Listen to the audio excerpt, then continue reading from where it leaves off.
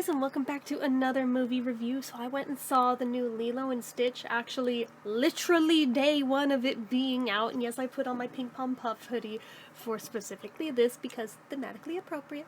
But anyway, the fact that it's blue also makes it perfect, but anyways. I have to admit, I wasn't sure going in, is this gonna be good, is this gonna be bad? I know what my track record is with the live-action Disney remakes, and I didn't want to get my hopes too high, but I knew from the trailer that I was like, I feel confident that they won't fuck this up, and if they do, it can't possibly be that badly. Depending on how you feel about some of the changes they made in this, I might be eating those words, but, I don't know that I agree with it. I also don't know that I agree with, the direction that they decided to take with this, but I mean, I get it. I get why they had to change the major plot point that they did for realism, but doesn't mean I agree with it. So if you like your movie reviews spoiler-free, do not watch this because I'm gonna spoiler it up all over the place. Just FYI, you don't get to be mad at me. Click out of this right the hell now if you don't want to be spoilered. 3, 2, 1. Alright, you are officially not allowed to be mad now if I spoiler it for you. So, most of this movie, I would say, like, probably maybe 80% of this movie still follows the original beat for beat.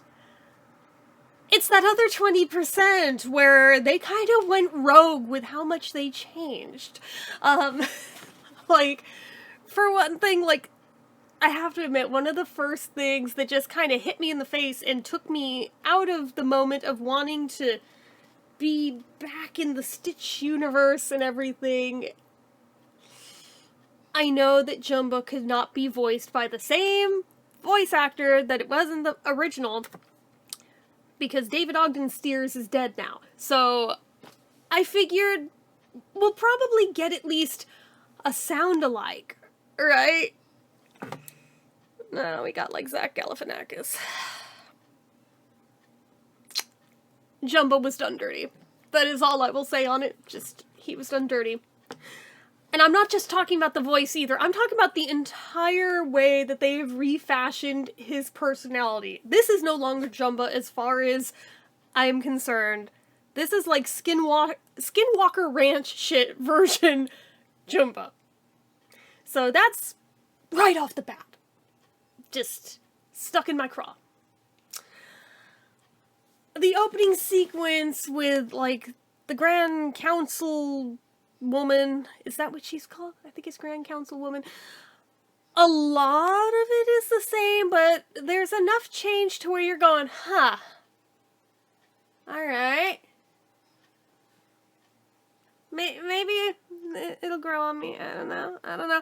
But, like, it already throws you going straight into it. Now, thank God Stitch was still voiced by the same person, because at least Stitch still sounds like Stitch, and that is, like, probably the most important one to get right. But, and Pleakley actually sounded close enough to where, alright, I can hang with Pleakley. But, all of the aliens that are supposed to be aboard this spacecraft and everything are randomly just, like, random-ass animals now, like, different animals. Including in, what are they called? Is it, a waxolotl? Is that what they're called? Pink thing, wiggly things coming out of the side of its head. Whatever that's called. I used to think it was a Pokemon, but apparently it's not a Pokemon. One of those is, like, very hell-bent on death and destruction, even though she's cute. She's, like, a little psycho. Yeah. That's a new character they threw in for this remake. But regardless, yeah, even that opening scene does not hit the same way, even though it mostly hits the same beats.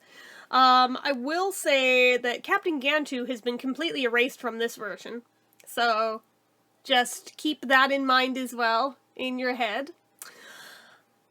So anyway, it still follows the same beats for how Stitch ends up on Earth and everything. And, of course, with, with Jumba and Pleakley coming to Earth, but now, instead of just being in weird disguises, which would be that much more obvious in CGI that this looks ridiculous, now they're able to shapeshift into what appears to be humans to everybody else, even though they're not really humans. I mean, I get why they made the change, because it does lend itself more towards the believability, but on the other hand, every time they switch back into their alien forms, the CGI is so uncanny valley that it kind of loses the charm, especially on Pleakley in particular. I don't know what it is about the character design with how they CGI'd this one, but I could not get behind the way they animated him in this, which is a shame because I found him very endearing in the original. This one, it's like Pleakley has now been overhauled into a very human and earth-obsessed creature. And is just, like, very excited about basic, everyday Earth things, like, for instance, a sneeze. He really wants to experience a sneeze before he has to go back to space, and that sounds so weird saying out loud, but I mean, think about it, like, an alien from another planet, I guess makes sense that would be so foreign that maybe it would have novelty, I don't know, but anyway. So Lilo and Nani, same deal. The parents have died. Nani is trying to raise Lilo. All of this, still same thing. There is still the Lilo bringing Pudge, or was it Smudge? I think it was Pudge. Pudge the fish, the sandwich, except I did notice it was not PB&J, and yes, I am that kind of nerd over this movie that I noticed shit like that. I was like, I saw lettuce. I saw lettuce in that sandwich. That is not a PB&J. And if we remember from the original movie, she had her whole diatribe about why it had to be a PB&J, and that's why she was late for hula practice. Because she couldn't feed him tuna. Do you know what that's made of? Like, yeah, that's totally out the window. Like, they threw it in his fan service that at least there is a sandwich left for the fish, and that's why she was late. There's still kind of, sort of, the whole incident with Myrtle, except now it's not a punch and her just wailing on this kid. She just shoves her off the stage. Not gonna lie, my inner chaos demon kind of wanted to see her wail on Myrtle, but I get why for a live-action one that was done away with, and especially the difference of 2002 versus 2025, why it's like, yeah, let's maybe not make that look like a normalized thing to children. I get it, but at the same time, some sick part of me was a little bit disappointed that that was not. If I'm being totally honest, I mean, that's terrible to admit. But anyway, same deal. She gets yanked out. They're waiting for Nani to show up, who missed the entire performance, just like in the original and everything. And that is why Lilo didn't stay there, because she's like, you didn't even show up for me. But, I think there's new characters in this. I know David was in the original, but I'm not sure about Tutu. I would have to rewatch it again to see if Tutu was in fact a character in the original, or if this was just a grandmotherly figure that was thrown into this one for plot devices. I am not sure if they are supposed to be related to Lilo, or if they just happen to be neighbors that are like family. I'm not entirely positive on that, but I will say that there is no, like, romance thing between Nani and David in this, so that's what really makes me wonder, are they supposed to be related in this version? Not quite sure, to be honest. But yeah, so there's that, and it's like a second mom figure, essentially, that they can turn to for help on things. But, yeah, there's a whole thing there. There's the whole social worker coming to the house, which, fun fact, the social worker is the same woman who voiced Nani in the original, so she still gets to be part of Lilo and Stitch, and I find that really cool. And you know what else I found out? The chick playing Tutu, the grandmother figure, also was Mrs. Oh, what was her name? Started with an H. I just had it up on the screen. Let me find it. Hasagawa. Mrs. Hasagawa, as small of a role as that was in the original, She was technically in both versions of this too. And that same actress was in that god-awful live-action Cat in the Hat movie that haunts my nightmares forever and ruined my only celebrity interview I ever attempted to do. Anyway, so I still have trauma, okay? I feel like I need that, like, Vietnam flashback scene every time I reference that freaking movie. Anyway, back on topic. So, I just thought it was neat that they're both in it. But because she is the social worker now, that means Cobra Bubbles is not the social worker. But Cobra Bubbles is still in it, but now Cobra Bubbles is just a CIA agent who is posing as a higher-up social worker. I don't know what job title that would be, but he's basically literally just with the CIA, trying to find Stitch, apparently. So, how did they know he would be there ahead of time? I don't friggin' know. They don't really explain it. It's just kind of a thing. So, these are kind of the things that everyone's like, why would you change that? I don't understand. Why would you change that? Now, the actual social worker's role in it, it's not lost on me that with it being the original voice of Nani, they actually gave her a very sizable role in this, which I thought was really cool. A way bigger role than in the original. But they also scrapped a lot of the original scenes that were so iconic. They kept a lot as well, but they did do away with some fan faves. So it's like, okay. For some inexplicable reason, this movie is obsessed with portals. Don't ask me why. Context-wise, like, out of context, that sounds insane.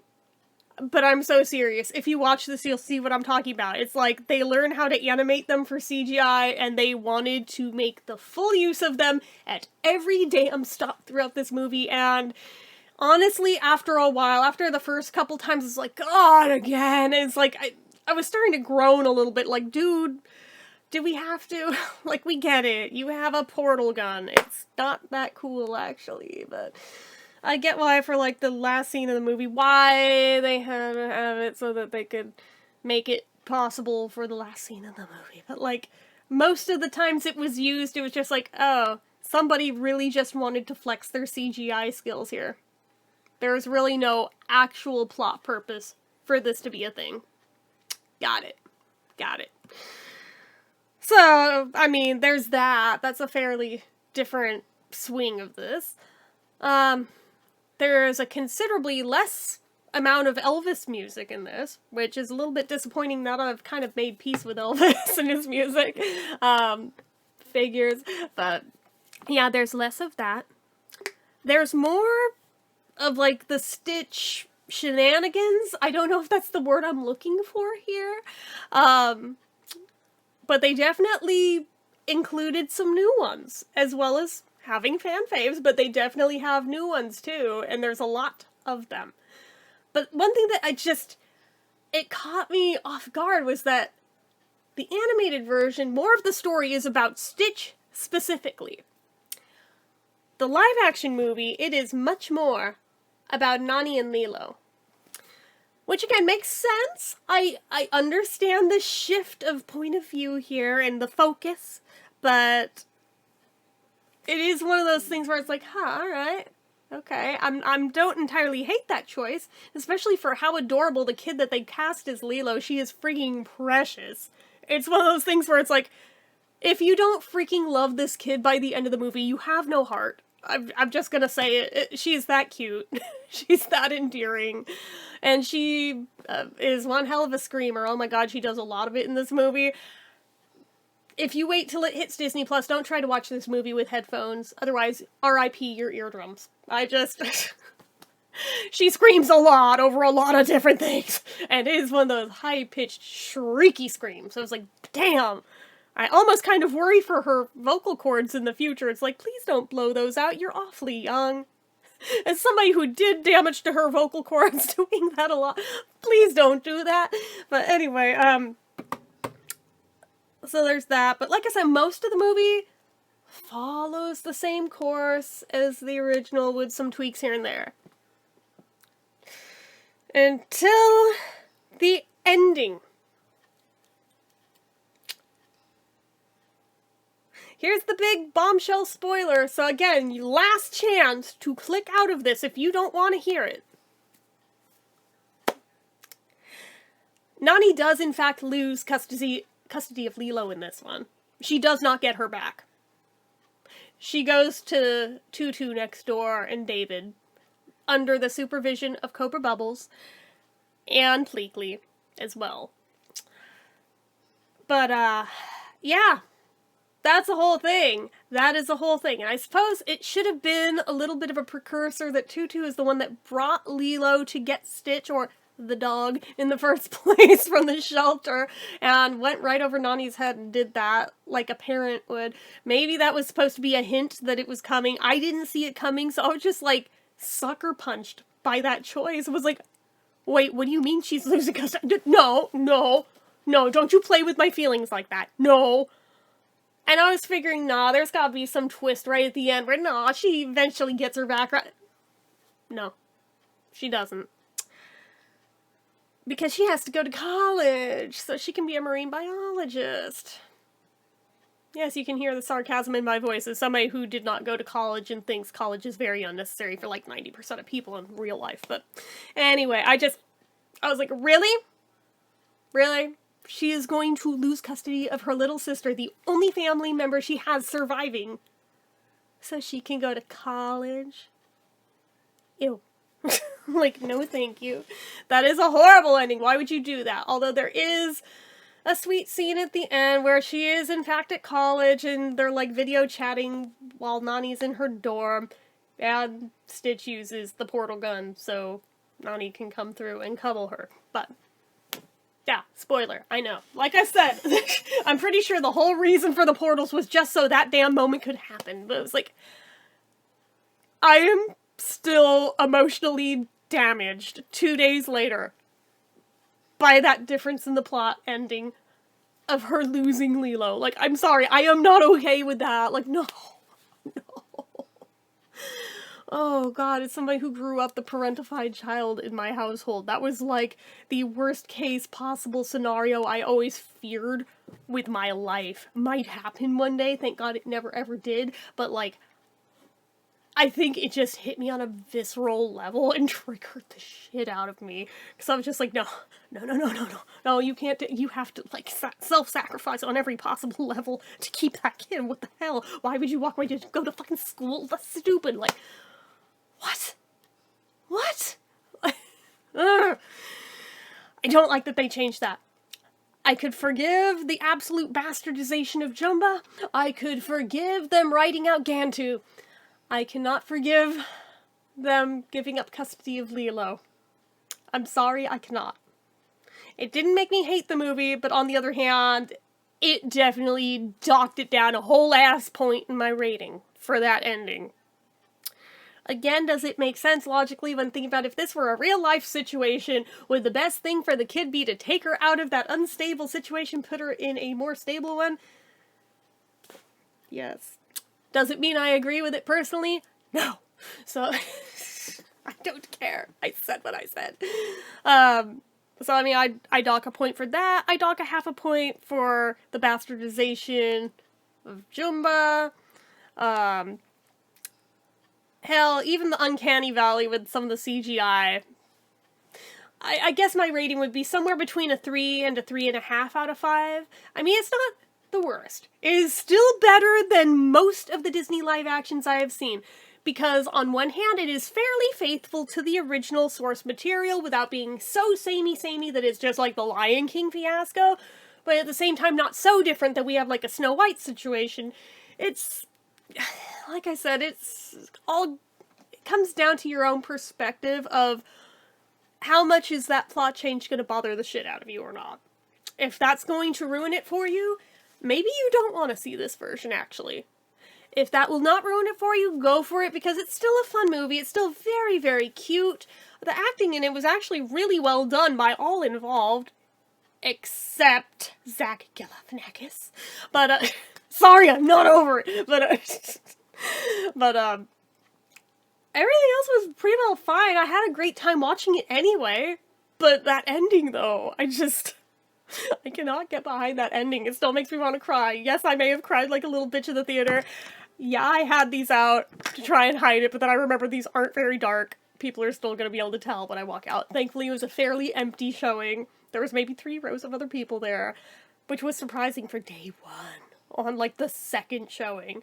They were, like, mostly teenagers and, like, maybe 2 families with kids. So I was like, oh.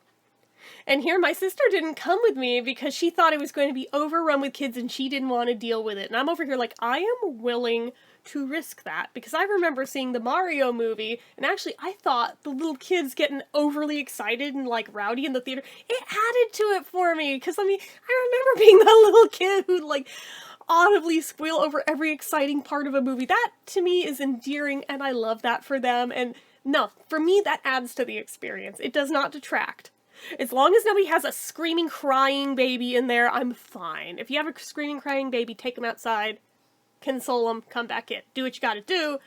But other than that, an excited little kid, that's not gonna ruin it for me.